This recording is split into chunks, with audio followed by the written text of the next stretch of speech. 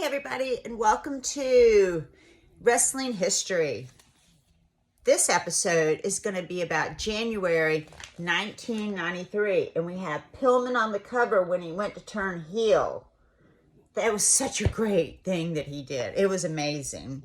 Anyway, in the magazine, we have, where is it? Somebody was wanting a coaster of me in a bikini, which I thought was cool because it was the fan jam when people write letters. And then let's see what was going on.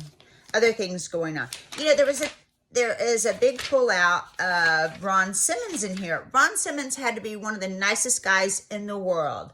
I mean, I met him when I was about 16 years old when he was playing Florida State. And I had a crush on the quarterback. I forget who it was. But anyway, I remember meeting him because a girlfriend of mine, who later became my best friend and my road dog, she went out with him. And so that's how we kind of met. And then we met at wrestling and stuff. And we ended up being besties and going on the road and traveling all around and watching wrestling everywhere that we could in Florida and Georgia and Alabama. And put many miles on that Trans Am that I have. Anyway, there is an article about Rick Rude. Rick Rude was fabulous. It's such a shame. He passed away too early. He did. He really did. I loved him in those tights, and he would do that thing. Let's see what else is in here. Oh, WCW 10 questions for Steve Austin. This is before he was Stunning Steve, or when, look at this, he had hair. Look at that. I like him better now. He's a good baldy. He's got a nice head. He can get away with that.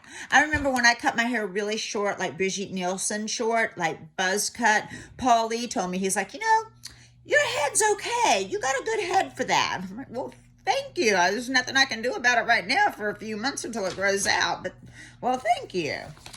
So, oh, and what I have to tell you guys about Jim Neidhart's story. Okay.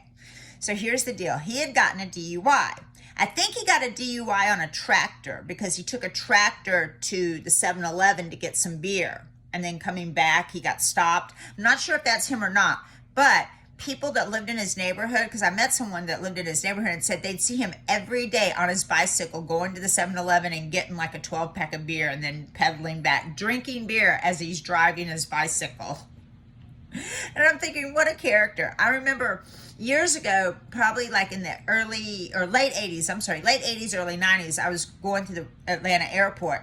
And all I saw was a Halliburton, those, stainless steel looking Halliburton suitcases. And a guy leaned over on a phone, because this was before cell phones, leaned over and Zubaz pants and a fanny pack. And I knew it was one of the wrestlers. I didn't know who it was until I got closer, and then I saw it was Jim Neidhart. But we kept seeing each other at the airport, and it was like, we got to stop meeting like this, you know? It's really weird. But he's a really nice guy. But I just think I would love to see him on a bicycle riding around drinking beer. I think that would be fun. Then we got Cactus Jack versus Jake Roberts. You know, to be honest with you, I don't remember Jake being in WCW. That's how impressive I was about it. And then Dustin Rhodes, Anguish, yes. What happened to Barry Windham? So Dustin looking good in his sparkly little outfit. Show this.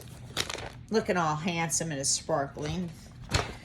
And let's see what else we got in here. Ricky Steamboat. Oh my gosh. Can I just tell you, I saw him a few years ago. I mean, I see him a lot at autograph signings, but a few years ago, I got my picture taken with him. I was like, I need my picture taken with you. He's so handsome. He's better looking now than he was back in the 90s, in the 80s and the 90s, I think, in my opinion. He's got the short gray hair. His face is just luscious. I mean, maybe it's that Hawaiian or whatever. I'm not sure. But I put my arm around him and I was like, oh my God, there's no body fat on this man. He still works out like 2 hours a day. I asked him, I was like, how do you look so good? He goes, oh, I work out and eat healthy and everything. And I'm like, oh my gosh. So handsome.